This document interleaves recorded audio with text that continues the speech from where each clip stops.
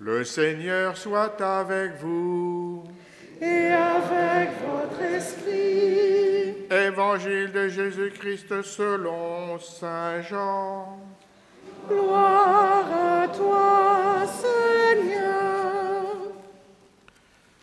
En ce temps-là, Pilate appela Jésus et lui dit : « Es-tu le roi des Juifs ?» Jésus lui demanda : « Dis-tu cela de toi-même, ou bien d'autres te l'ont dit à mon sujet ?» Pilate répondit : « Est-ce que je suis juif, moi ? Ta nation et les grands prêtres t'ont livré à moi. Qu'as-tu donc fait ?» Jésus déclara : « Ma royauté n'est pas de ce monde. Si ma royauté était de ce monde, j'aurais des gardes qui se seraient battus pour que je ne sois pas livré aux Juifs.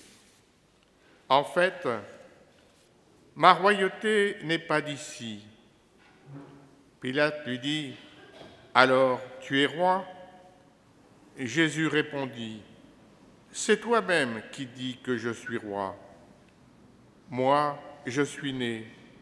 Je suis venu dans le monde pour ceci, rendre témoignage à la vérité. Quiconque appartient à la vérité écoute ma voix. » Acclamons la parole de Dieu. Louange à toi, Seigneur Jésus.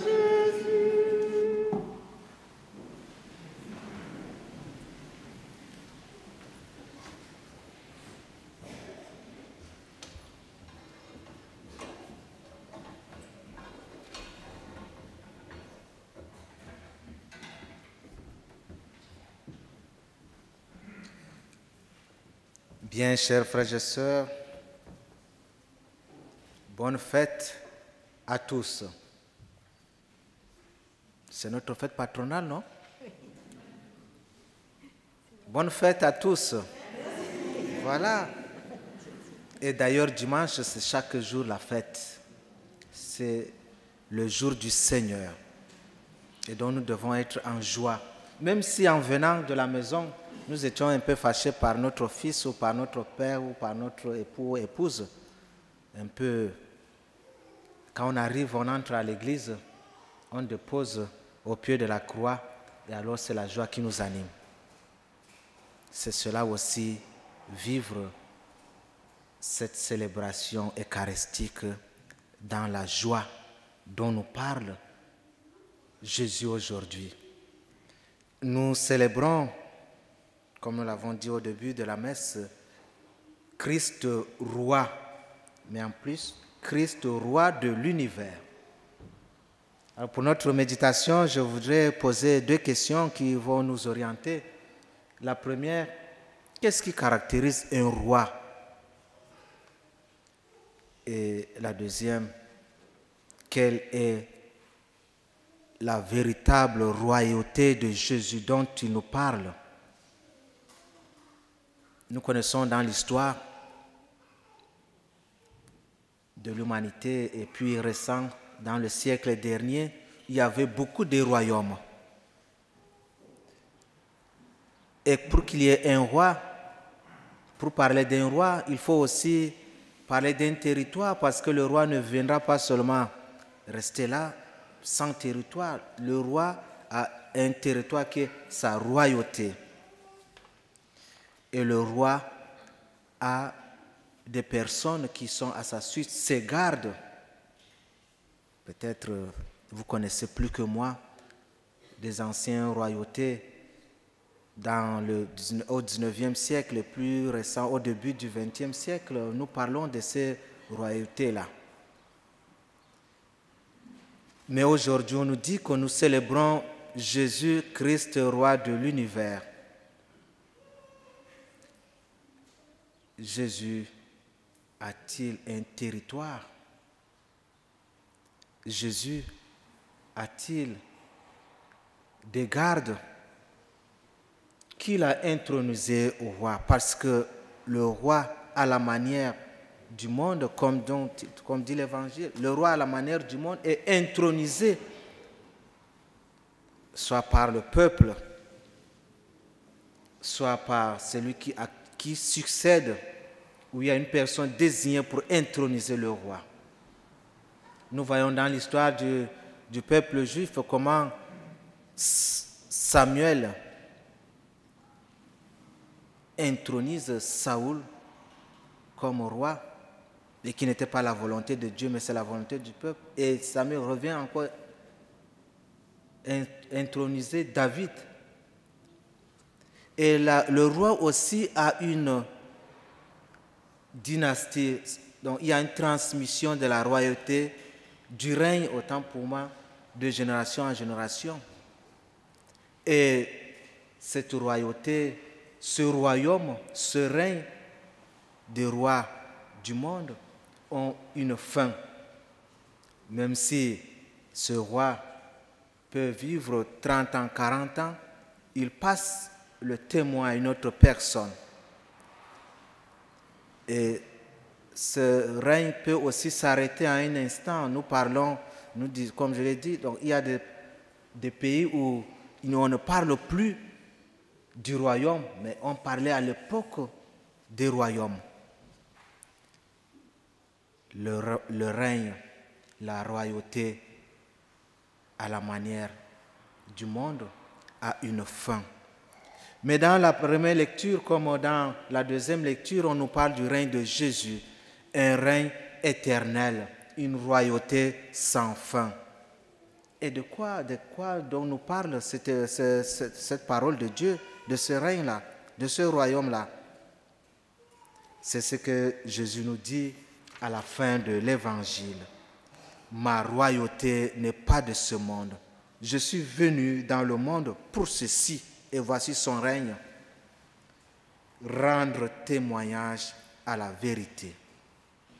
Voilà le règne de Jésus. Jésus est venu pour rendre témoignage à la vérité, et c'est dans cette vérité que se perpétue, que s'enracine toute la royauté. Et nous, chrétiens, nous qui mettons notre foi en ce Jésus, nous participons chaque fois que nous sommes porteurs de la flamme, de la justice, de la paix et de la vérité. Nous faisons advenir ce règne de Jésus. Et Jésus, aujourd'hui, rend ce témoignage à travers nous. Mais Jésus, roi de l'univers, il est venu pour tout l'univers. Et nous voyons au début, quand Jésus est venu dans le monde, à la naissance, et nous allons vivre cela dans un mois déjà, la fête des saints innocents, massacrés par Hérode, parce qu'il a entendu qu'on a dit à Hérode, il nous est né le roi des Juifs. Et donc si lui il vient, c'est pour dire que moi, c'est la fin pour moi. Un roi, mais quel est ce roi qui va naître au milieu du bétail, accueilli dans une crèche, dans une mangeoire? Même si aujourd'hui on parle de la crèche, on a transformé le sens de la mangeoire en crèche, où maintenant il y a beaucoup de crèches même qui accueillent des enfants. Jésus a été accueilli parmi les plus pauvres. Même si à l'époque, il y avait une pauvreté qui ne dit pas son nom, mais on ne devait pas accueillir cet enfant comme il fallait accueillir un veau qui vient de naître. Et Jésus a été accueilli comme cela. Et Jésus aussi, à la fin de sa vie, va être livré. Il va mourir comme les plus détestés de l'humanité, les bandits, les brigands. Il sera crucifié sur la croix parce que le supplice, la croix est destinée à cela, aux esclaves, mais plus encore aux brigands. Voilà pourquoi il sera entouré de 2 brigands. Peut-être ce sont ses gardes-corps, mais je ne pense pas que ce sont ses gardes-corps. Mais Jésus donc va jusqu'à cela. Toute sa vie publique, il a vécu avec les personnes riches comme pauvres. Il a vécu avec ses publicains, avec ses pharisiens, ses scribes qui l'ont accueilli, des hommes, des femmes de son temps, des hommes plus gentils ou ceux qui le détestaient. Il a vécu avec tout cela.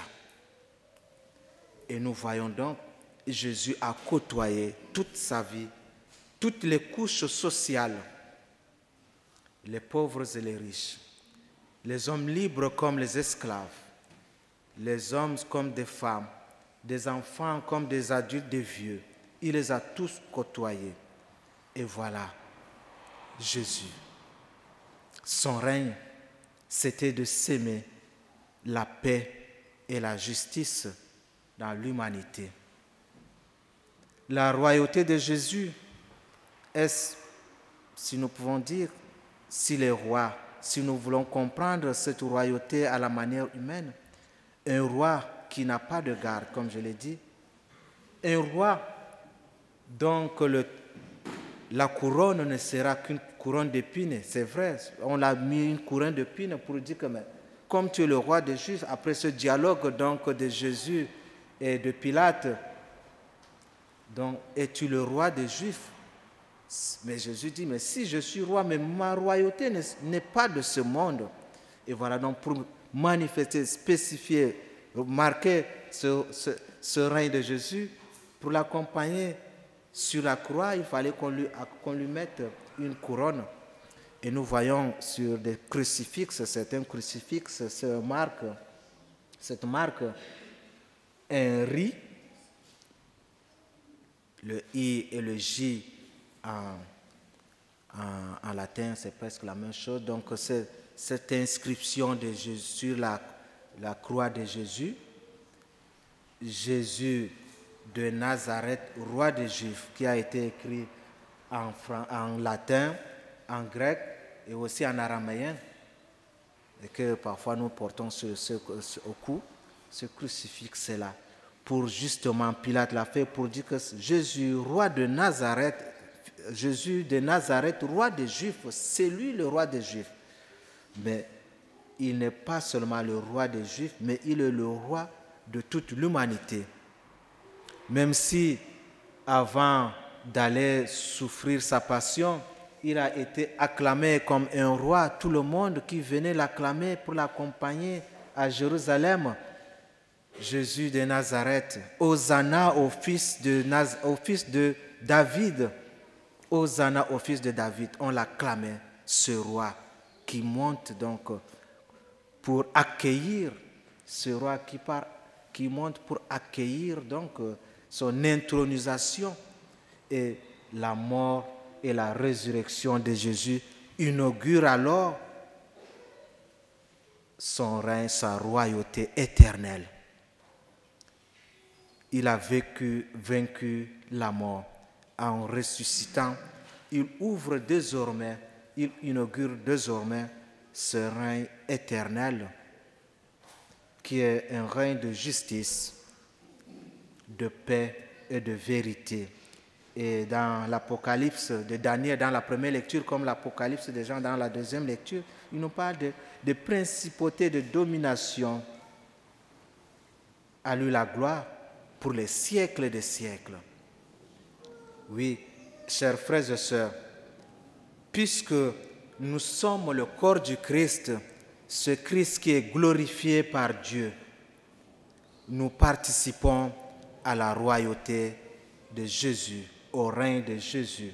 Chaque fois que nous sommes, comme je dis, quand nous sommes protagonistes de la justice, nous mettons au service de la justice, au service de la paix, au service de la vérité, de la charité, nous aidons Jésus à manifester son règne éternellement. Et Jésus ne peut le faire aujourd'hui qu'à travers nous. Alors, nous sommes appelés à vivre avec Jésus. Nous formons le royaume de Jésus aujourd'hui et son règne, qui est un règne éternel, se manifeste aussi à travers notre vie de chaque jour. Puissions demander, chers frères et sœurs, cette grâce au Seigneur, que nous puissions, à l'écoute de la parole de chaque jour, manifester le règne de Jésus dans notre monde, là où nous sommes, dans nos familles, dans nos lieux de service et partout où nous nous trouvons, où se trouve l'autre semblable qui est moi. Amen.